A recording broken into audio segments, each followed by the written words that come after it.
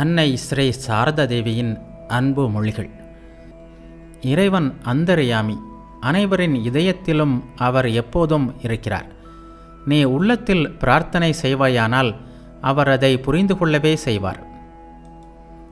குடும்பத்தில் வேலை என்று சொன்னாய், அந்த வேலைகளை நீயா செய்கிறாய்?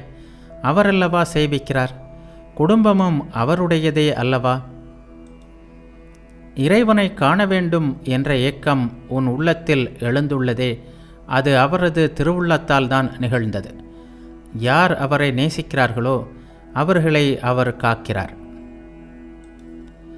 நீங்கள் அவரை கொஞ்சம் நினைத்தாலும் போதும், கொஞ்சம் தியானித்தாலும் போதும். ஆனால் செய்வதை உள்ளமும் உயிரும் இணைந்து செய்யுங்கள். மன இயக்கத்துடன் அவரை அழையுங்கள். அவரை நினையுங்கள், அவரை தியானியுங்கள். நாள் முடியும் வேளையில் 2 சொட்டு கண்ணீருடன் நாம ஜெபம் செய்யுங்கள்.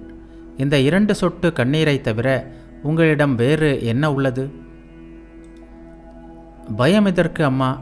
குருதேவர் இந்த முறை வந்தது உங்களுக்காகத்தான்.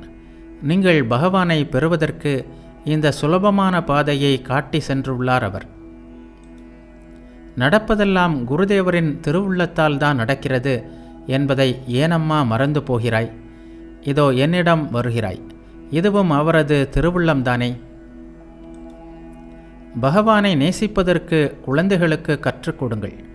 பகவான் என்னுடையவர் என்ற எண்ணத்துடன் அவர்கள் அவரை நேசிக்க கற்றுக்கொள்ளட்டும். முற்பிறவி வினைகளின் பயனையும் கொண்டுதானே பூமியில் ஒவ்வொருவனும் பிறக்கிறான்.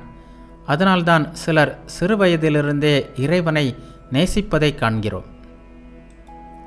அவரது அருள் இருக்குமானால் தாம் எழுதியதை அவரே அழைத்து விடுவார்.